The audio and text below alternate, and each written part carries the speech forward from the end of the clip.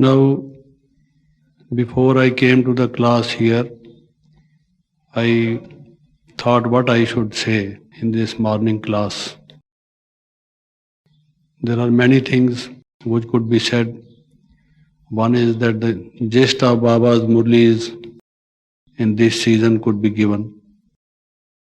First of all, I thought that I should do that. But then it occurred to me that there is so much material which Baba has given us, so many points of knowledge. Baba has also dwelt at length on values. He has said so many things about soul consciousness and meditation, and also the service, what service we should do and how we should do. Now, in the realm of science, they are now trying to connect various forms of energy and trying to formulate what they say, the unified field theory. Magnetism, gravity, light, sound, heat, they are all various forms of energy. But is there some kind of connection between various kinds of energy? And can there be a formula, a mathematical formula, or a theoretical explanation which could connect all these and give us a unified view of all these things? So I thought, is it possible that we can give a unified view of the spiritual knowledge which Baba is giving us? Very often Baba says that we should be soul conscious, and he says there are various ways of Maya entering into our mind and giving its negativities to our thoughts, to our intellect, and so on. We have also been trying to know the cycle of time and how there has been the downfall of various civilizations, and of this one which is the most original, the Devi Devta or deity civilization. Many other things have been said. Could they be connected together, put together, like the pieces of a jigsaw puzzle, so that they could present a complete picture? Also, when we just are told about Maya and how it attacks us, it influences us, it changes our various states of being, how we can explain the dynamics of Maya, how it influences us? So if we can connect all this and have a rational view or explanation of all these put together, because these are the days when people are trying to have a holistic view and the integrated knowledge, not piecemeal. Knowledge has already been divided into various compartments, pigeonholes. So let us have a holistic view of this spiritual knowledge or system which Baba is giving us. So what does he want to say? How to explain it? How to understand it? So I have tried in a hurry to put together the various pieces and see if there is some meaning which we can find out of it. More you can work on it and develop it on your own. So I found that since we are not perfect as Baba is, that is the basic difficulty with us. Even when we practice meditation, attain godly knowledge, and do all other things which Baba asks us to do, yet we do not attain that kind of perfection, eternal perfection, constant perfection, everlasting perfection, which Baba has, which in itself implies that a little bit of weakness remains. If there would be absolutely no weakness left, and we would be as almighty as God Himself is, then Maya would never enter again. But since it enters, and this is very evident, this is the most fundamental truth of life, that we all are weak, there is weakness. This is no denying the fact. As why should we have been reduced to the present plight, present state, ourselves suffering from various problems, shows, that there have been some inadequacies, something incomplete in us. And therefore we have been coming down and down. Today in Baba's Murli, Baba said this picture of ladder, staircase of 84 ladders explains it. So that picture also shows that we have been coming down and down as the time has been passing. And now we have to go up. And when we go up, again we will start coming down and down. This is the picture of ladder explains. So let us start from here. As I said that we are not as perfect. Each one of us has individual stage of perfection. It is a relative stage. But the absolute perfection is in God only, the Supreme Soul. He was perfect, is perfect, will be perfect. Absolutely, in all respects, at all points of time. Now, compared to Him, the stage of our perfection is only relative. It differs from individual to individual, person to person. Therefore, Baba says, we are all number-wise. All are not the same. People nowadays in certain places, certain countries talk of equality. But actually, if it means equality of opportunities, equality of chances, then it is something different. But otherwise, all are not equal, cannot be equal, were never equal, would never be equal. You see, the differences would always remain. And this variety is the salt of life. This actually is the beauty of life. Variety will remain, otherwise there will be monotony. So, the basic feature of our life, of our consciousness, of our personality, of our being is that we are not 100% or fully complete, perfect in all respects. Then what is it that is the imperfect in us? You know, every cause gives rise to an effect.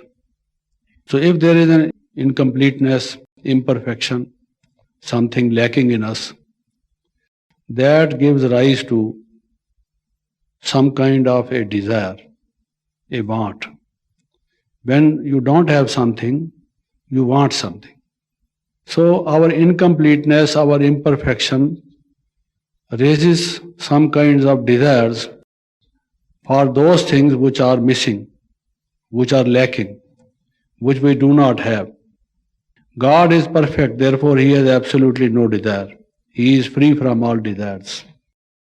But we do have desires.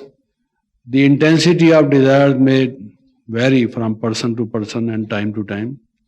But you may call it want, necessity, desire. You may give various names to it.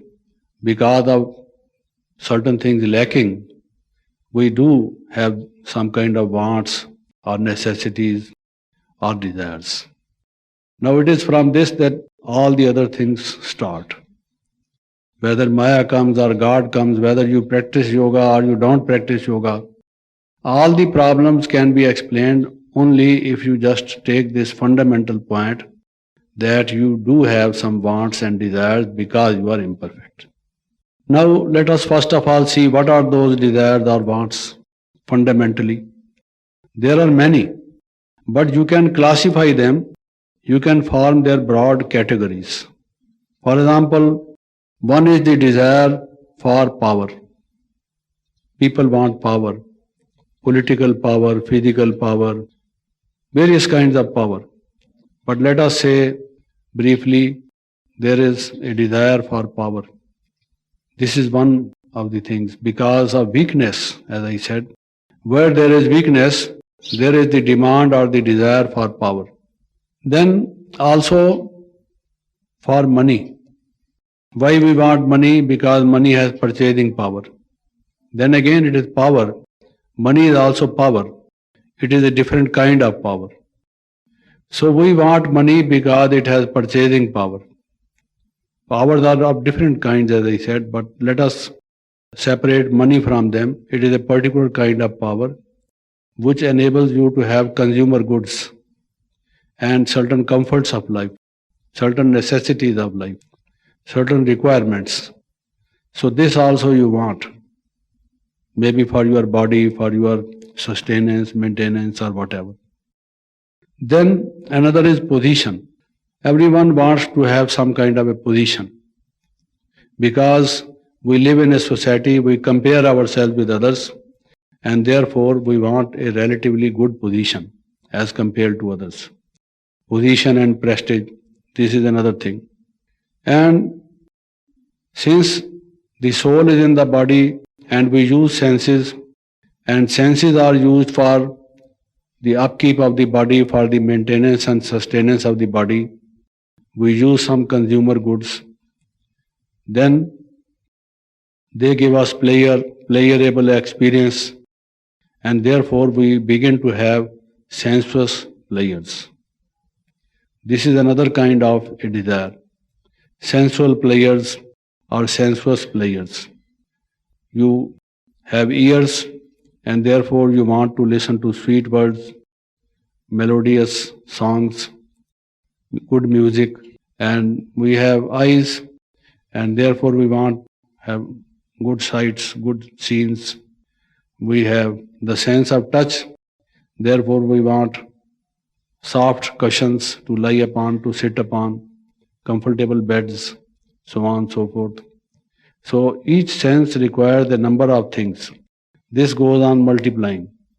And with the scientific inventions and the technological applications of those scientific inventions, the numbers of sensual players and the goods which cater to it has been increasing. So we want all these things. So actually it starts from what we want or what we desire. And gradually we become addicted. We become dependent. We become attached to these. These are various stages or various forms. In some cases it may be attachment, in other cases you may say I am fond of this, I like this, and someone offers you something, you say, yes, I like it. Now first of all you like it, then you are fond of it, then you depend upon it. You cannot be without it. You are having attachment for it. So this kind of thing develops. Now this later on takes the form of Maya. Now how Maya comes? First of all, we require certain things because they are our daily necessities. Then we like them, we become fond of them, we become fascinated with them, then we develop intimacy with them, attachment towards them, and then we cannot live without them. And the result is that it takes the form of Maya. How it takes the form of Maya? When you have these things, when you require these things, then another byproduct of all this is that we become selfish. I want power, another person also wants power. I want money, another person also wants money.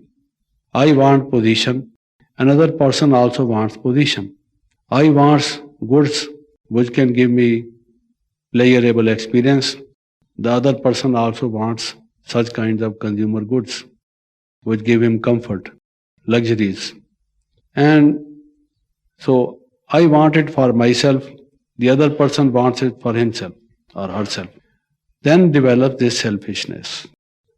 This selfishness then takes the form of jealousy, hatred, anger, because anyone who stands in the way of fulfillment of my desires, I begin to hate him. I become angry with him. I have a little bit of these things, another person has more, I become jealous of him. So then these various forms of Maya come. But in one word I said Maya enters. All forms of Maya actually, may it be sex lust, may be greed, Because when we begin to have some kind of a pleasure, some kind of a fulfillment, then we have greed for them. The more the happier, the more the better we think. If we want money, then we are not satisfied and there is no end to our desire. We want more of it because another person has more than we have. So more of money, and therefore develops the greed. And we have all these things, we have power, we have money, we have position, then we become proud of it. Then comes the pride. It is another byproduct, another result of all these things. This is how various forms of Maya enter. Gradually, over a period of time, as we come in this body, as we interact with other people, as we begin to do action on this earth, the field of action, through our sense organs, then this is what it develops. And from that develops anger, pride, greed, sex lust, jealousy, hatred, all these things. These are various forms of Maya. And therefore, a part of the knowledge which we have been getting is, Baba says, don't run after name and fame. Why? Because Maya enters through your desires for position and power. If you run after name and fame or position and power, then however best you may try, you cannot have a final victory over Maya. Because these are the root ways through which Maya enters. So, Baba says, don't open the gates to Maya. You say, Baba, I want to get rid of Maya, but I don't know why somehow it so happens that Maya comes like an unwanted guest. In one of the murlis in this season, Baba said, it comes. But Baba said, but why do you open the gate? You should close the gate. But Baba, it comes. How should we send it off? It does not like to go. So Baba said, make a gift of all your negativities, make a good packing, and give it to Maya and say goodbye. Now we have the diamond jubilee here. So go away from here, don't come again. So beware, don't open the door again. But again we want power and position, and we want Maya to go. Both are opposite things, they cannot happen, cannot be together. So when I explain this thing to you, if you want, the first thing is the desire. They say, if wishes were horses, only fools would ride them. If we have any wisdom because of this knowledge, and still we are riding such kind of horses which are wishes, which are without any bridle, without any reins, then we cannot call ourselves as wise persons, but only foolish. In the history of India, there has been a king during the Muslim period of history, and he was called the wisest fool. Wisest fool. He knew economics, politics, mathematics, linguistics, so on and so forth. He was a great scholar, very learned person. If he would sit among the scholars, people would certainly be influenced by his knowledge, the vastness of his knowledge. But he did certain acts whereby he was defamed. He began to have ill repute because of his foolish actions. For example, he started currency made of skin, leather. Now many people advised him, how can you just start the leather currency? People will make it in their homes. Cheap leather they would use, and if you just make a 100 rupee note of leather which costs only 2 rupees, so people can make such kind of thing, counterfeit note, and they can go to the treasury, give this and try to have that silver coins. But he said, look here, you don't know, in economics, any currency which is issued by the government is honored. Its price is not judged at its face value. For example, we have the paper currency. If you have a $100 note, it does not necessarily be of that amount. The paper, it may actually cost $1 to the government to print it and make it. But it is $100. And in India, a 100 rupees note or 500 rupees note, there is a statement by the Governor of the Reserve Bank of India, I promise to pay the bearer rupees 100, you see. And there is a signature of the Governor of Reserve Bank. So anybody can go to the bank, give that note and get 500 rupees. So on that basis of economics, he said the law of economics says that any currency, whatever its value, you see, if the government has issued it, then its value is honored, you see. So he started this and he went into losses. He became bankrupt because people made it in their houses, went to the treasury, they got in terms of gold and silver and gave the leather, you know. So his treasury was full of leather and gold and silver was out. So he was called the wisest fool. Wise because he knew economics, but fool because he did blunders, you know.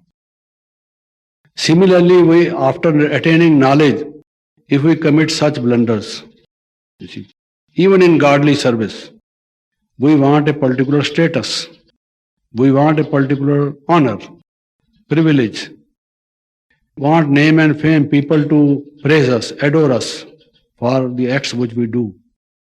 If such is the case, still we have these kinds of desires, then Maya will enter. We will become addicts to praise. As some people are drug addicts, addiction to alcohol, addiction to other intoxicating drugs, narcotics. Similarly, we will become addicts to praise. On a particular day when nobody praises us, we will be depressed. Or we will say the life is not worth living because the reason is that nobody praised us today. So this happens. And the more a person praises you, the more you love him. And another person who is being a little bit of critic of what you have been doing, makes some comments on some wrong actions which you do, you will begin to hate him. So either way, Maya will enter. If you hate him, hatredness is Maya. And if you love him, begin to be attached to him, begin to be fond of this person, you have intimacy, attachment to this person, again Maya, either way, you see. No escape from it. So these are the roots. If you don't close them, if you don't close the gates through which Maya enters and have your fortress protected from all the sides, the intruder, Maya, will come. And therefore Baba tells you that you should not have a fondness or attraction for the worldly things, the things of the earth, which means the sensual pleasures. You should not look upon a person how much money he has so that how much benefit he can give you in terms of money. Don't weigh him in terms of money, you see. You should not have these kinds of ideas or outlook or attitude towards persons and things in this world. Otherwise, Maya will enter. And this is actually the way Maya entered. These are the dynamics of Maya. If we know this, then we should not be the wisest fools. We should not commit this blunder again and again. And why Baba says you have to attain 3 certificates? One is the certificate of, you should give yourself the certificate. Actually, it never happens in no other university. Does a person or a scholar, a student, give certificate to himself? But here you are allowed to give. What a novel thing. A good idea or a bad idea or what it is. The best idea. Baba says you should be satisfied with yourself. Why? What does it mean? If you are not satisfied, it means some of your desires are not satisfied. Otherwise, what does satisfaction mean? Some of your wishes, some of your hopes and aspirations, some of your demands are not satisfied, not met. Therefore, you are not satisfied. When someone is depressed, why that person is depressed? Not happy with himself, not happy with others, not happy with the environment. with the life as it is. The life has become a burden. Why? That person is not satisfied because certain desires remain to be fulfilled. And these are some of the desires. So therefore, we are not happy, whereas Baba says our lips, our face, our actions, our vibrations should reflect happiness all the time. We should be the happiest lot on the earth. And you should think that by attaining Baba, you have attained all things. You see. What are those all things? These. How?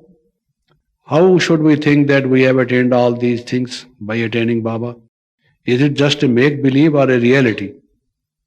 Just by being with Baba or having known Baba, by Baba being in our company, our hand in Baba's hand, how can we say that we have attained everything whereas our pocket is empty?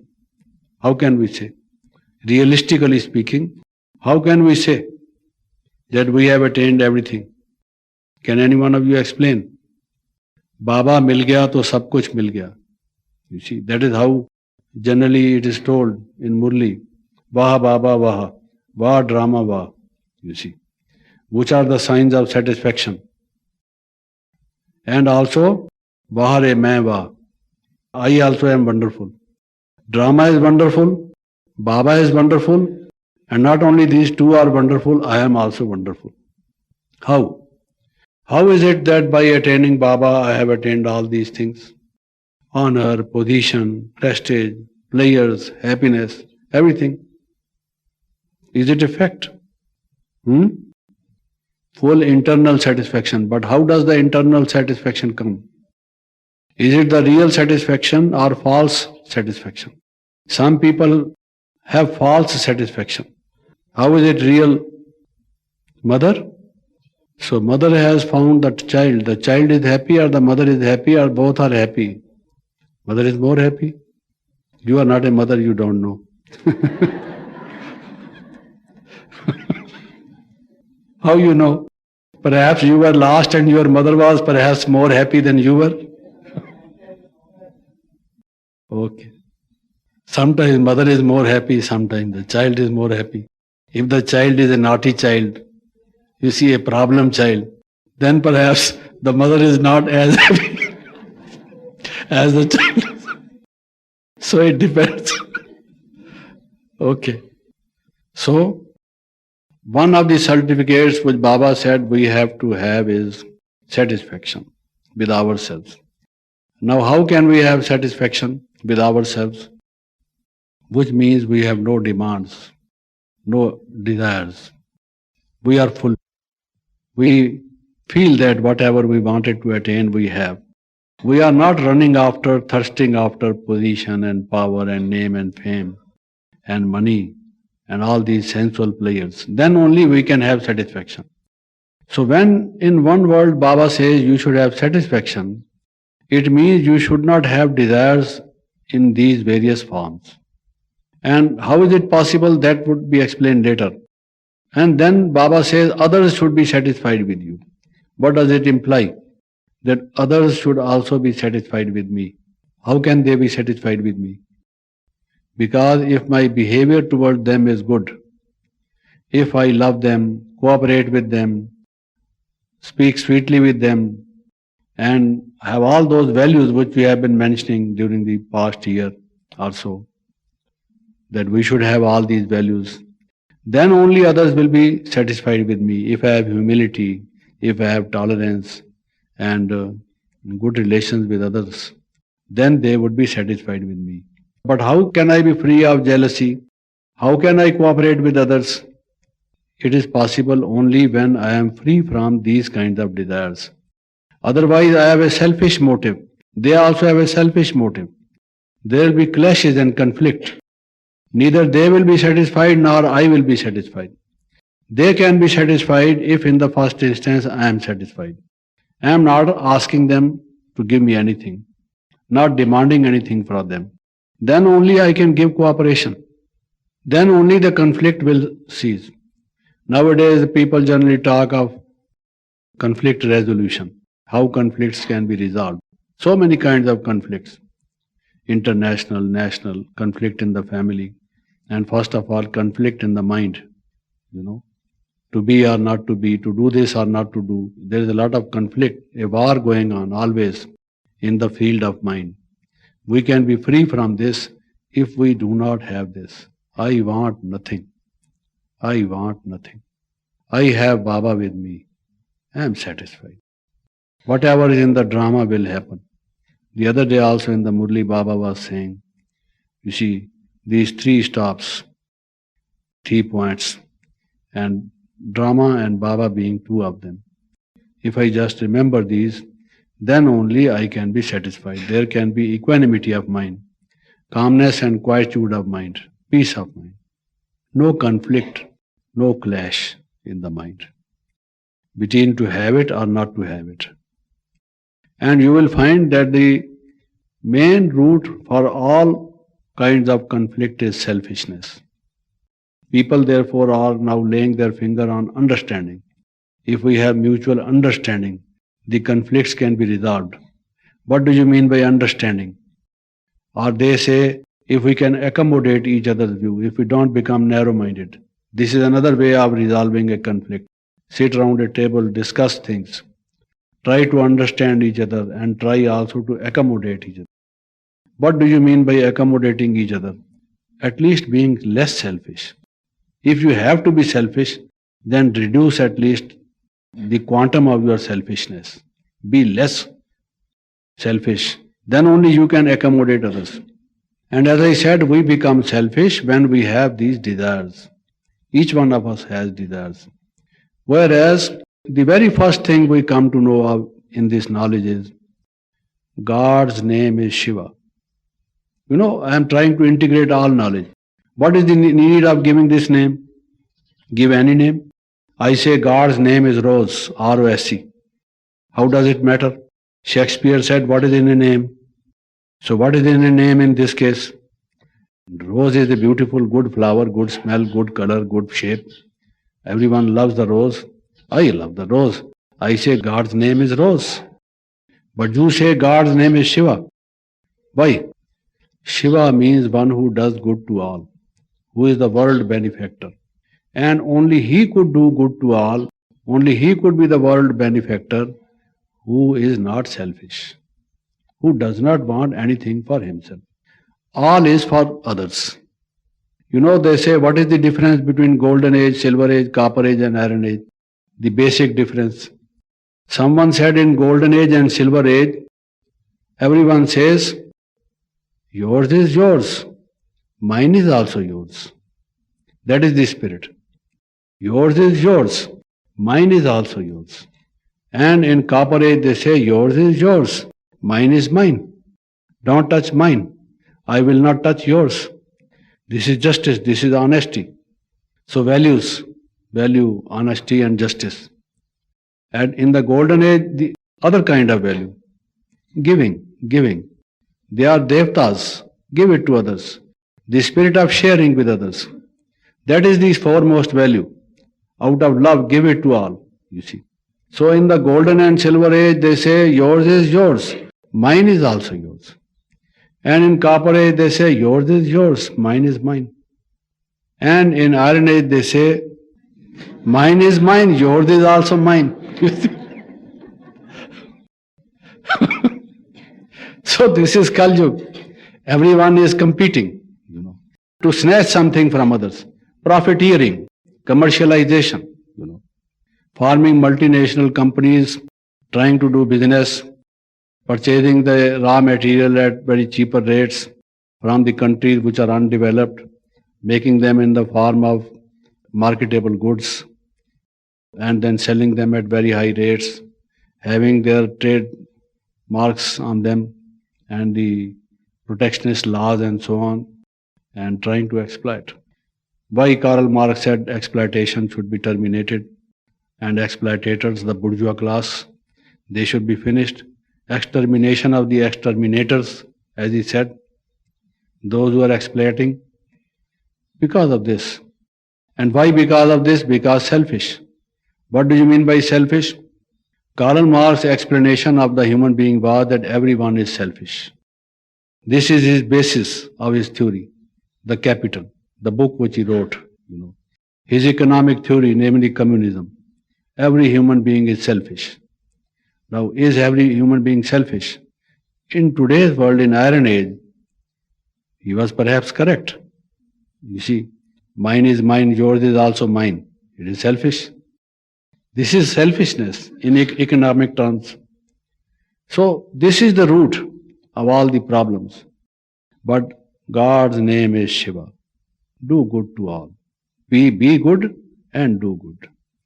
Have this motto in life, be good and do good. This is Kalyankari. Do good to others, be good to others. If you have these two things in your life, you are good to others and you are good in yourself. So that your conscience tells you, you are a good man. Your conscience does not hold you guilty. Otherwise, you feel heavy. You can't have that peace of mind. Something is out of you. So that kind of thing, God is Shiva. I am his child. Like father, like child. I have to follow the father. Be good to others, do good to others. Master almighty, master knowledgeful, master peaceful, master blissful, so on. This is what removes our selfishness. The very name which God has been given, or God has given to us about himself, that selfishness should be removed. How will selfishness be removed? By removing demand or desires for these things. How will the desires for all these things be removed? Then Baba says that you should be satisfied. But how can we be satisfied? When actually we lack these things, how can we be satisfied? Man has become cheap. He has become devalued. See what is happening in the poor countries. The dog and the man are fighting for the leftovers of the food. When we go to aeroplanes, they serve food to everybody. Little bit is taken, the rest is put in the waste box, And whereas the other people don't have get the 2 ends meals. In the morning they have something to eat, in the evening they don't know. Tomorrow what will happen they don't know. Or even the dried crumbs of food, they are running after things, begging for things. Why? Selfishness, exploitation, no compassion, no love, not being good to others. This selfishness is the opposite of socialization. We do not recognize that we are in a society. Why therefore Baba says this world is a family? Family forum. Recently we had that family retreat. That this is a family. Baba said this is not an institution, but a family institution. In the golden age, the world will be like a world family. Why we give this concept another part of knowledge? We are trying to integrate all these things. Because when you consider this world as a family, you are concerned with your brothers and sisters. What is their plight? What are you supposed to do towards them? When they are not having things, whereas you are wasting things. When they are people who don't have even the money to purchase the medicines, the life-saving drugs. And whereas we are using money on our addictions, we just smoke away cigars, waste money. Whereas other people don't have the necessity, basic necessities. Even the potable water they don't have. The clean water. You see, it is a pity. So, God is Shiva. He says, I love the poor. The poor. I am Gharib Nawaz, My heart goes out for the poor. My poor children. Actually, everyone is poor. As compared to golden age, no one is rich. Because this money is useless, we don't have all those things fulfilled. But poorest of the poor.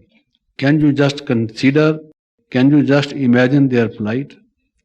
A child is seeing that the mother is dying because he cannot pay the doctor's fee, because he has no money to go to a chemist and purchase the medicine the doctor has prescribed in a government hospital. The doctor prescribes a particular kind of food which the child cannot offer to the mother. You see. Can you just imagine what will be the feelings? Will he not commit crime? He will say, "This is a criminal society, let me go. Borrow, beg, or steal. My mother is dying." That is how people commit crimes. Because the society converts even good people into criminals. If you just go to a jail and listen to the stories of many criminals or under trials, they will tell you that once upon a time they were good citizens. But it is the society which has compelled them to do all this. And Baba says, now we have to have the real civilization. From criminal civilization to the real civilization. From a society which is lawless, where there is lawless law. Even the law is lawless, you see. We have the mother-in-law, the father-in-law, the sister-in-law, the brother-in-law, but we have no law, you see. We don't have any law in the real term of the word. But this is the mother-in-law, that is the father-in-law, this is the brother-in-law, that is the sister-in-law. But gentlemen, where is the law? You see. No one is working according to law. In our country nowadays, so many ministers are in jails because they were corrupt. They took so much money. You see. They were ministers holding portfolios. And if you go to them, they would say, we do public service, social service. This is what the label they had.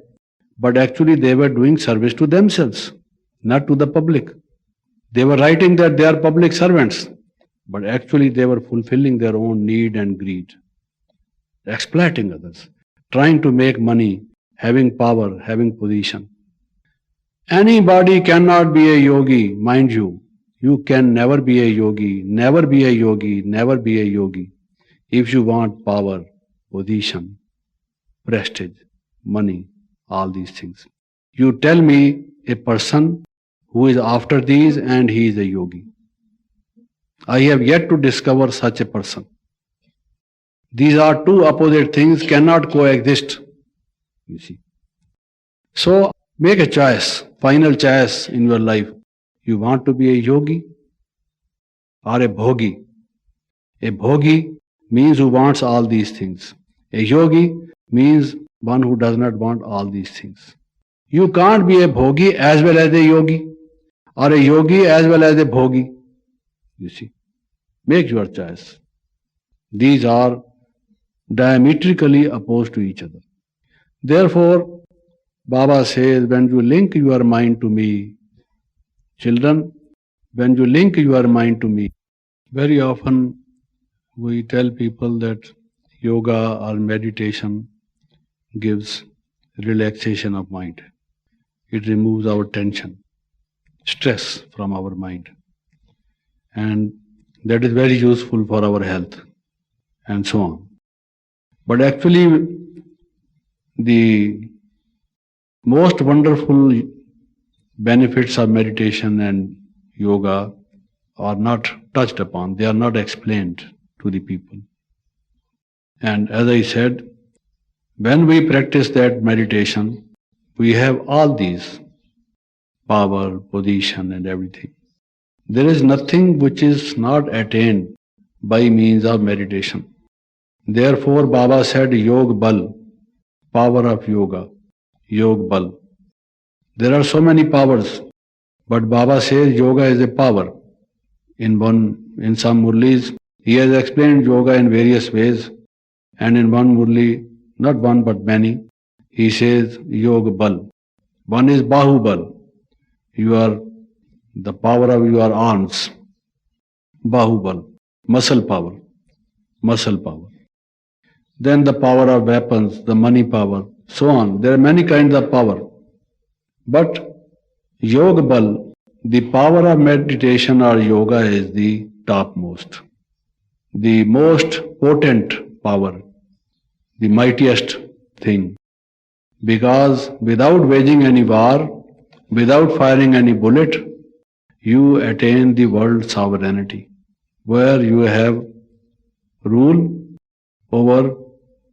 There has been no ruler in the written history, in the records of the recorded history, because the king, the emperor, the sovereign the head of the state, does not have his rule, his governorship, or his reign as Shri Narayan has, as the first or the second or the eight sovereigns of deity sovereigns of golden and silver age have.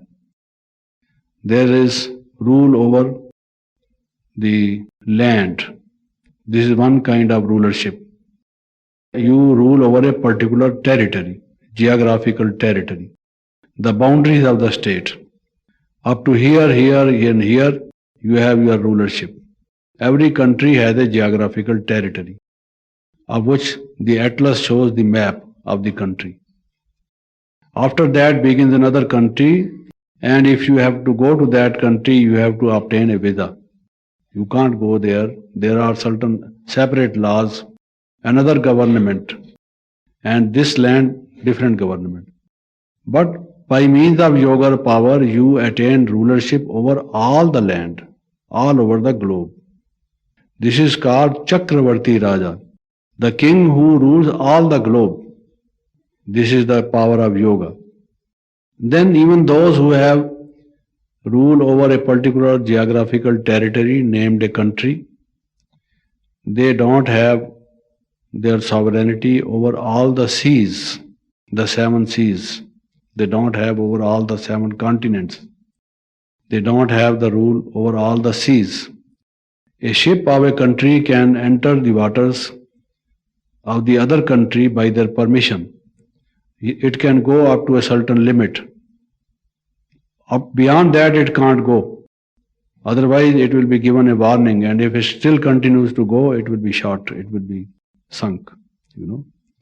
So they have rule over particular territory on the seas.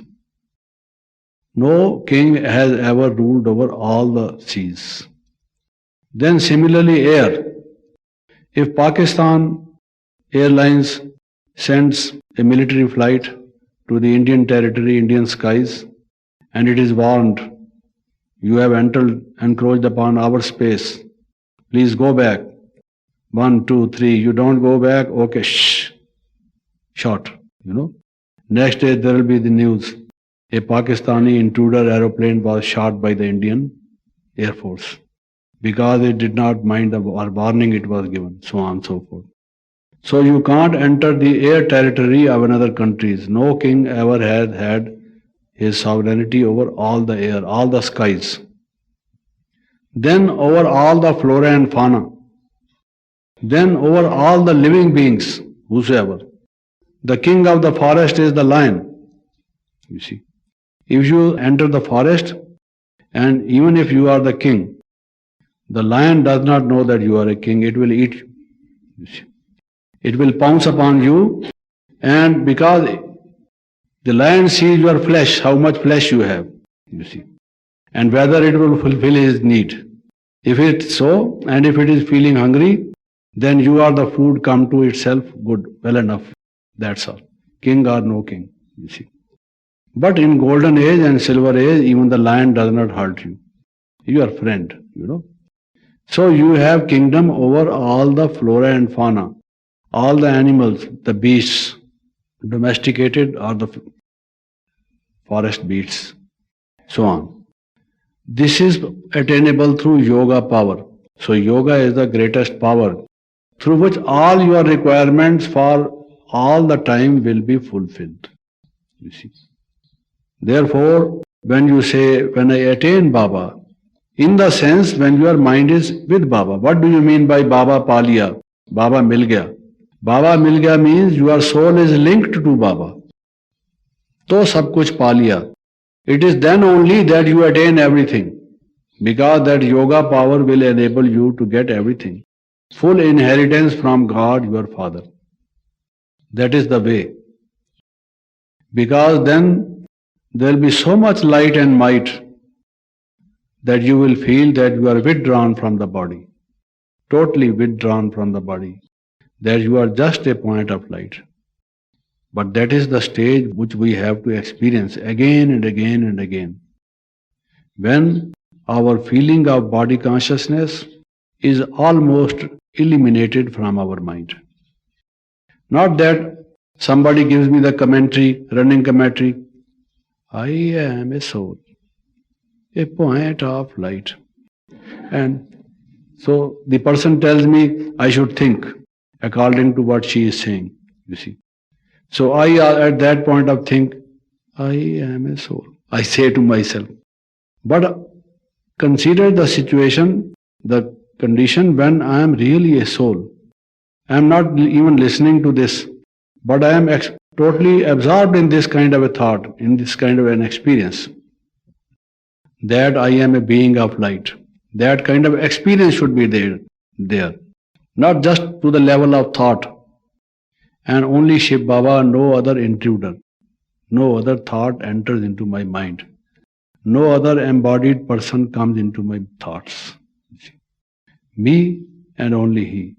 That's all. No one else. That kind of experience when I have, then I can say, Baba pa liya, to sab kuch pa liya. By attaining Him, I have attained everything. You see. So, therefore is the necessity of knowing my real identity, namely that I am a soul. Because unless and until I know my real identity, and I know that I am Master Almighty, I don't require any other position. This is the greatest position. Being the son, being the child of one who is the mightiest, the greatest, the holiest, the most perfect. I am His child. What position can be better than this? What honor can be better than this? What attainment can be better than this? You see. So I will be able to attain everything. So this in brief, I have spent up my time which was allotted to me for this class. I came a few minutes late. Therefore, I spent some little more time. I was asked to be here only up to 12. But I came about 10 minutes late. So just spend a little more time with you. This to me is the unified kind of a thought. The soul, the supreme soul, the certificates, namely satisfaction, Maya, its dynamics, how it enters, how we should get rid of it, and the yoga, what kind of power it is, and values, how they should come immediately. So you can develop this further on your own. Thank you. Om Shanti.